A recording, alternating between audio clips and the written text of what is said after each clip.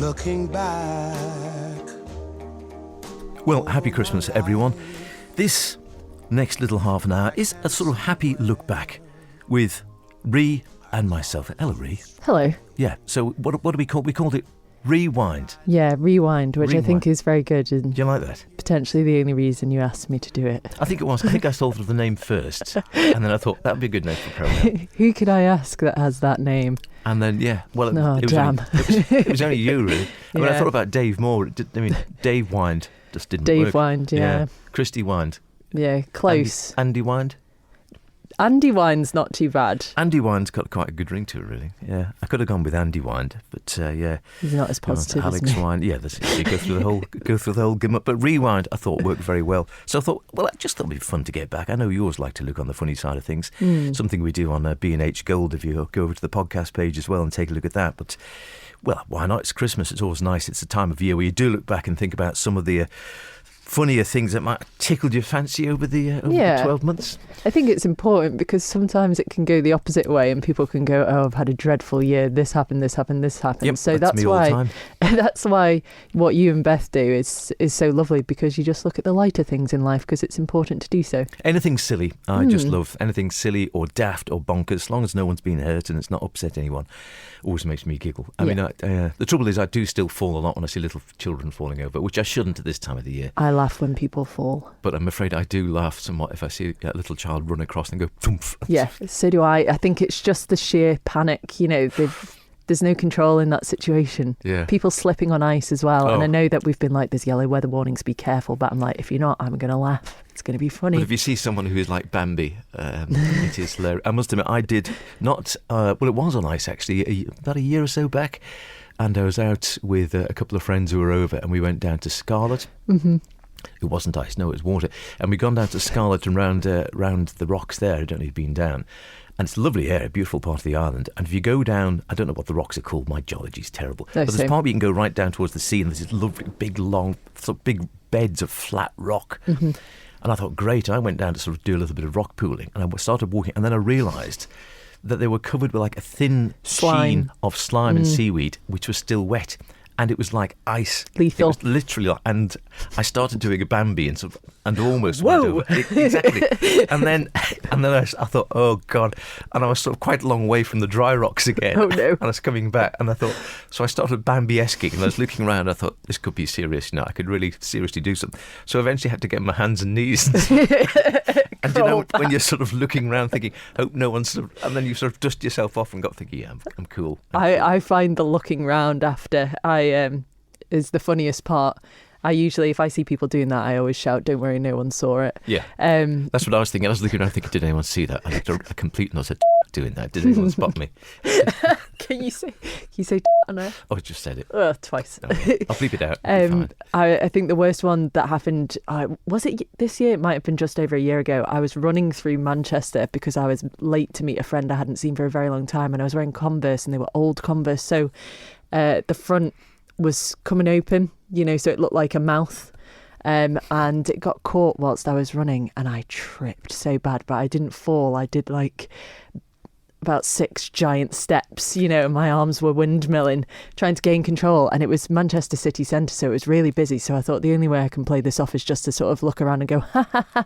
No one else laughed. It was like, everyone was like, this is too awkward, just ignore the situation. So then I just looked like an imbecile laughing to myself. And I was like, do I carry on running now or do I start walking?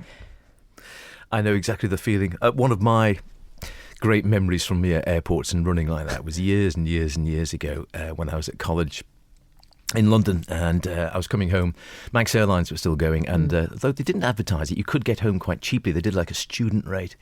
And so my mum and dad had paid for me to come home for some sort of family gathering. I can't remember what it was. And so I got there. I had allowed plenty of time, unusually for me.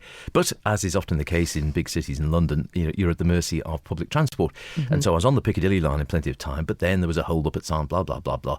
And so I'd only got into Heathrow at the time the plane was about to leave, pretty much. Yeah. And it was long before the security checks we have now. There was security was much lighter, so you didn't have to do all the scanning and such like. So I legged it sort of up to the into Love the airport. Got Actually through. style. Sorry, as this plane. Oh right, go down. And can I get to the front of this queue? Whoop, straight through. And got all the way to the actual gate where they do the final gate, where the woman's there to let you down to the plane. And they sort of stopped me and looked and said, "Sorry, sir, they've just closed the door on the aircraft, and that means now it's no longer our call; it's up to the captain. So if you wait there, we'll contact the captain, and he'll either say yay or nay." Oh, wow. So I said, "Oh, thank you very much." Yeah. So they sort of say, "Oh, just got some idiot here. It's just." Imagine you just hear that on the walkie-talkie. Yeah, I can't let him. Yeah, let him. I'm tell him to rush for God's sake. Twat here. So they came back. I said, "Right, so yes, he is prepared to open the door again, but you will have to run, and I do mean run." I said, "Yes, thank you so much, thank you so much." So I ran. There we go. Margaret opened these doors, shot down the corridor, and on the corridor there were like 2 doors at the end. Oh, which way? Which way? So I turned left, and I turned left and shot down another corridor. Just on the runway. Where is it? And then turned left again and shot up another car. And then, of course, the inevitable happened that I turned left again and came back to where I'd started in front of this woman who sort of looked at me to think, what the hell? As this flustered, sweaty, long-haired idiot came flying back. Where's the plane? Where did I go? Try turning right, sir. Right. Yes, right. That's funny. Where's the plane? Where's the plane? I know it's not a cool thing to ask someone at the airport right in front of the glass, and then you have to do the walk of shame where eventually you are let on, or all these people are thinking, why on earth are we late? And Did you get applauded? Well, no, I just got stared at when I came on. Sorry. Yes, and everyone's just staring at you thinking, this is the reason we are now 10 minutes late taking off this sweaty, long-haired goof. You should have faked passing out. And I know. Then been like, "Hey." I know. It was, and you sort of, I couldn't tell whether I was blushing or not because I was so red-faced and sweating from all the running that I may or may not have been blushing, but I just remember sitting down thinking, that was dreadful. That's excellent. Yeah, we digress. We do.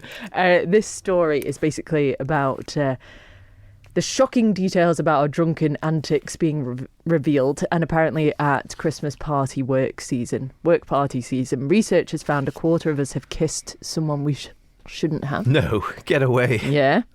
Who'd have guessed? Who would have thought? It is shocking details. Someone texting someone that they love. Yeah, that happens. Biggest problem is falling asleep on the train, which obviously isn't really relevant to us. I do have a Christmas story about that. Oh, excellent. Again, it's another college-based one. Mm-hmm. And so this was in the 1980s, I think. And I used to work on this garden, still there actually, a community garden just off Charing Cross Road called the Phoenix Garden.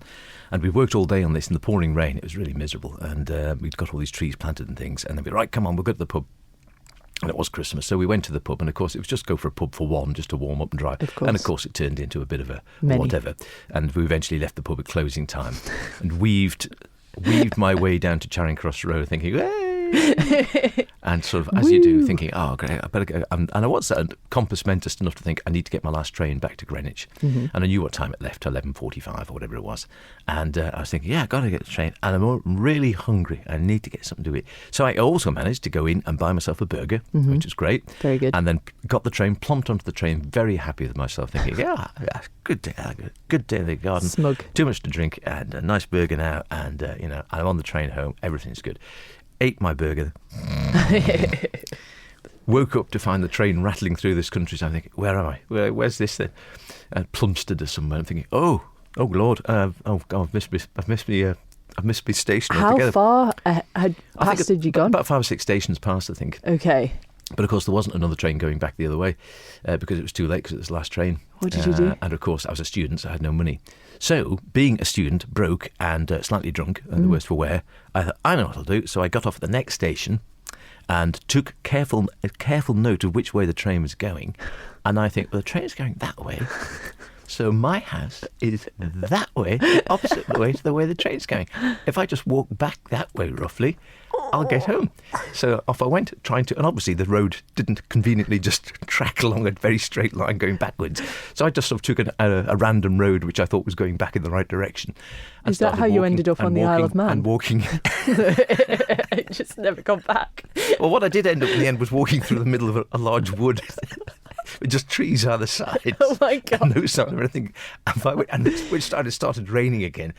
So Oh. unfortunately, I had my waterproofs from my days of work, of course. I had my waterproofs on and my boots and Thank things. goodness. So I walked along, and then I was thinking, oh, I'm getting really tired now, and I'm completely lost. And, I know what I'll do. Still a little bit the worse for wear.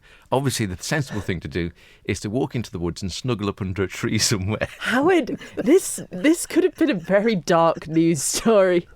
A man has been found. So I sort of went into, like a little squirrel or a hedgehog or something. I just sort of curled into a ball under a tree in the middle of the woods with my waterproofs on, and thought, right, I'll be fine. And then, and then tomorrow I'll wake up and nod.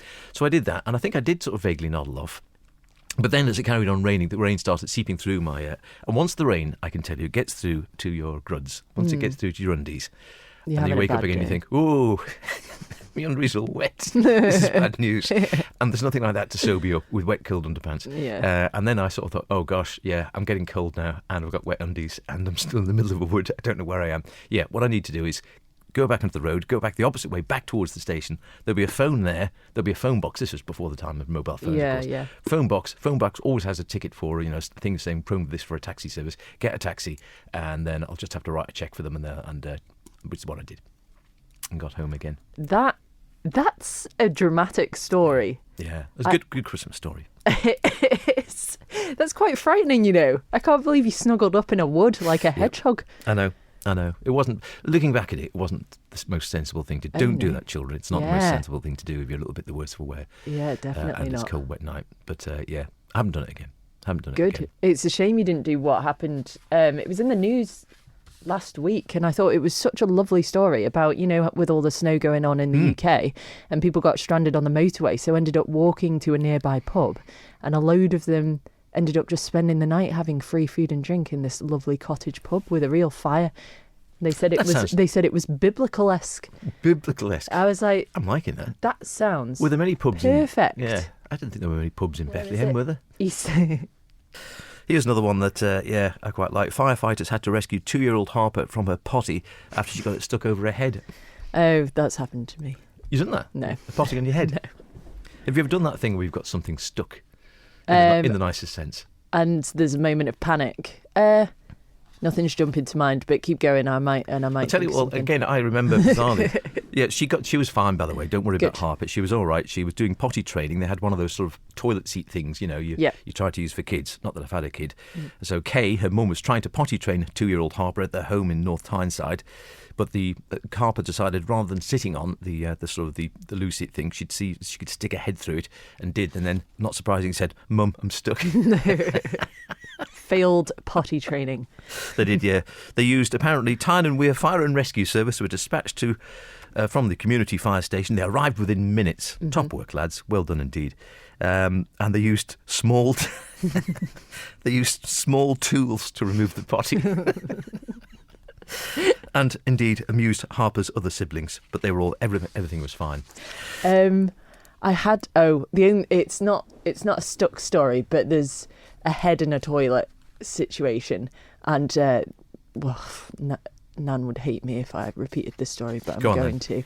Don't listen, Nan. Yeah, she doesn't anyway. She doesn't listen to me.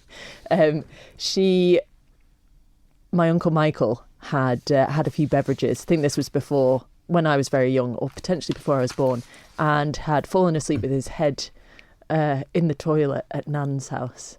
And Nan had got up in the middle of the night, didn't turn the light on, so went to go to the toilet, sat down on the toilet, and just sitting on Michael's head. And just hit this, ah! Well, these things happen, don't they? These things do happen from time to time, particularly at Christmas. Here's one I spotted. Poor old Nan. Oh, poor old yeah. But everyone was scarred for life. Could have been a dream or a nightmare, depending which way you look at it. Yeah. I don't know. Well, there's a great one here. Where did I put it here? Oh, yes, it was a Sainsbury's. A lady spotted this Christmas gift in a store. And she thought, what was it about? And it was sort of an illuminated, it was one of those ornamental things, and it was like a sort of glass illuminated piece of writing. Yeah. So that sort of glass writing or loopy writing. Yeah. And And it was, I can't remember what it was. I think, was it in Sainsbury's? It was something like that. It was one of the big stores in any case, not over here, somewhere in the UK. And she thought it was particularly odd. She shared the picture of it because she'd looked at it.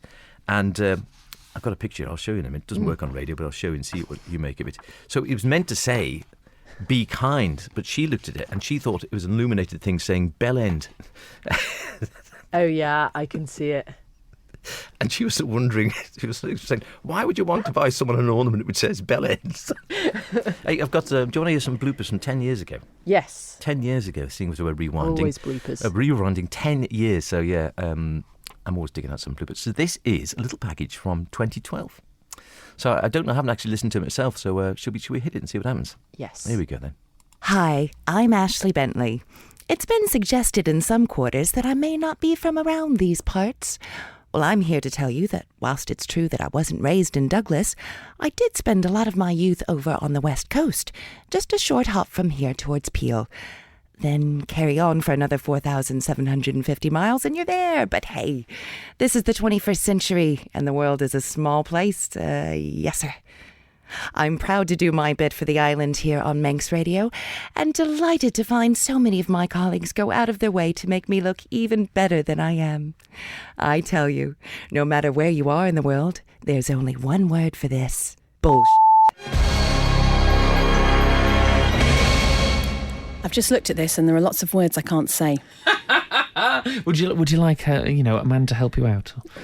Well, I'll see if I can find one. The FTSE 100 traded up 2.29%, nudging up after data shows the UK manufacturing PMI for December rose unexpectedly. Alex, I'm sure that's news to you. Fire crews tackled a tractor fire at Abbey Runs.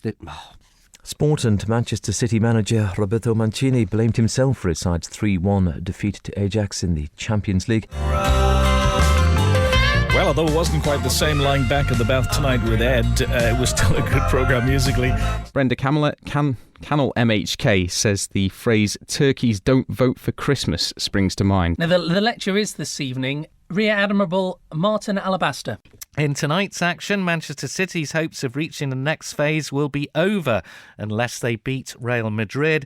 But Arsenal know a win against Montpellier could be enough to take them through. And David Beckham says he doesn't yet know, when his next move will be. Excuse me. He's going to leave LA Galaxy next month and is being touted for clubs in France, Brazil, China and Australia. I think that's quite enough from me. Coming up from 12 today, he's here, he's live, he's stupid as. Buses. Hey? We're talking about bus timetables when I've got my breath back. Are you a bit tired, lad? Well, yes, I was a bit late this morning. Noted. And then the car was frozen up, so that delayed me even further. Forward planning, sir. So I've just walked from the bottom of the hill up here to the top and then up the stairs as well. So all in one go? Yes. It's a wacky track time now. It's a wartime wacky track today. Now, Graham Watson is Access and Recreation Officer for the Forestry Dictatorate. Whatever. Well, we'll be back with Mandate at 1, of course, and a cough-free programme this time around. Mandate, brought to you by Home Strategic. Results-based marketing and design. homestrategic.com. And I think we've gone a little bit early to the news, so we'll give you some more sport. I've got to get these timings right. IsleofMan.com. Further afield, a newly crowned sports personality. I beg your pardon. We just had that one. I think in this garden, because we've got a bit of everything, we've got shade, we've got brilliant sunshine, always in Andrea's plug, and we've got the teas. That's the big attraction. And and we've got the dog who looks to be attacking some lady. Oh dear. Well, not one for Manx Radio, but my dog is slightly oversexed. Oops. Oh no. Oh dear. The lady's not complaining. No, she looks like she's having a treat. Throw him in the pond.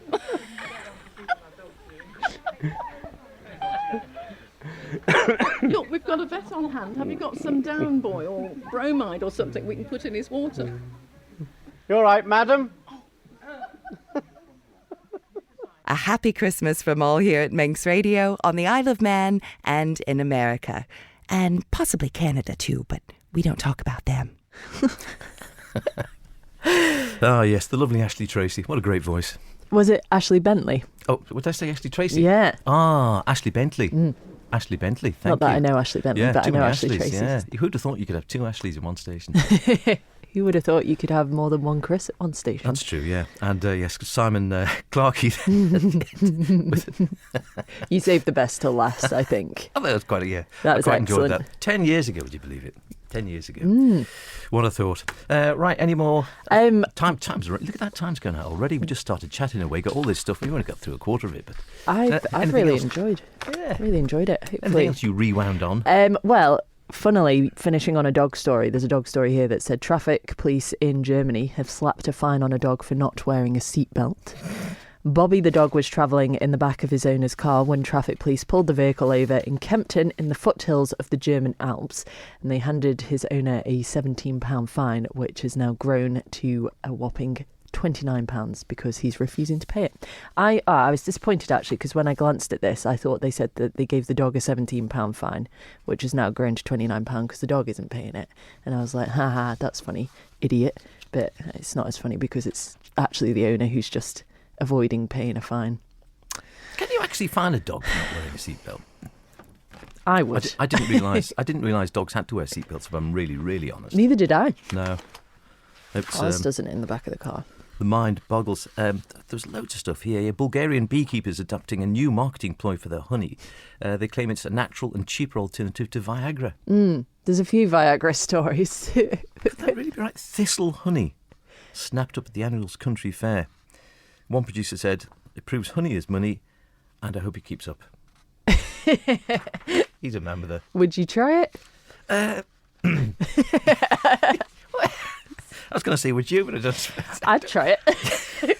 Why not? It's Christmas. Why not? You got nothing to nothing to rise. Lose, have you? He was one I used to love. This was from a while back, I think. A macaw teaches his friends to swear. Did you see that one? I did see this one. A foul-mouthed parrot. This was several years back, I think. A foul-mouthed parrot has taught two other birds to swear, to the annoyance of the owner of a wildlife sanctuary. Barney, the 7-year-old macaw, has been swearing so often in front of a pair of African greys called Sam and Charlie they've picked up his bad language. Jeff Grucock, owner of the Warwickshire Wildlife Sanctuary, said they just sit there swearing at each other now. It sounds like a builder's yard. These birds can live until their 70s, so potentially that's another 60 years of foul language to contend with. In 2005, Barney was placed on solitary confinement after he told the local mayor to off during a civic visit, and then turned to two police officers and a vicar and added, "You can off too." That's brilliant. Oh, that's excellent. Oh dear. They have videos on Instagram of parrots that just sat there on their own, and then they just go, "What the f?" And you think, you know where they've got it from. They haven't they haven't been born like that. No, exactly. They haven't been born like that. The only other animal story I had was that there's been a few, I don't know if you've noticed, this year and last year, random snakes just going on the loose in the Isle of Man. I don't know what's going on there. No, I don't. Apparently more people own snakes as pets than I had originally thought. And they're not keeping them very safe because they keep on escaping. Well, you've got to keep them in, is it a vivarium, I think, normally, or somewhere slightly warm, big tank? Yeah. But they were beautiful. I know someone who does, we did it on late lunch for a while. Yeah, it was great. And they were well-kept snakes, someone who knows about snakes, and they were gorgeous, gorgeous things. Yeah. Again, when you bring them, actually handle them. I can see why. You might think, why would someone want a pet snake until you see them and then handle them? And actually, they're so beautiful to look at and lovely to handle. And they put one on my arm. Milky, it was very, Milky, Milky. Right. Yeah. I don't know if it was a boy or a girl. Very rude of me not to find out. But it wrapped itself around my arm, and I had a big jumper on actually, and it sort of had to think about whether to go up it. I was like, ooh. It was lovely actually, because originally I was like, oh, they're the devil, they are Satan. Yeah, and lots of people are scared, but they're actually very cute. They are beautiful. They are beautiful things, but you do need to look after them properly if you're going to have one. And you get the impression, as you say, maybe some people have got one on a bit of a whim, maybe, or they're just very smart snakes. Oh yeah, maybe they're just escapee snakes. Yeah, escapee snakes. Listen, we're going to have to escape now. We're going to make room for someone else. Okay. Well, that was good fun. I enjoyed that little bit of rewinding. That makes one of us. Yeah. I've really enjoyed that. It's been good fun. Yeah, it's been lovely. Thank you for asking me. We might rewind again next year. That sounds excellent. Keep your eyes open this year for anything funny and write it down. Yes, I agree. And we'll reconvene in 12 months. Excellent. Right, well, happy Christmas to you. Very happy New Year. And whatever you do, wherever you are, be happy and healthy. And as they say, everything else is a bonus. Yeah. Merry Christmas. I'd never make that same mistake again.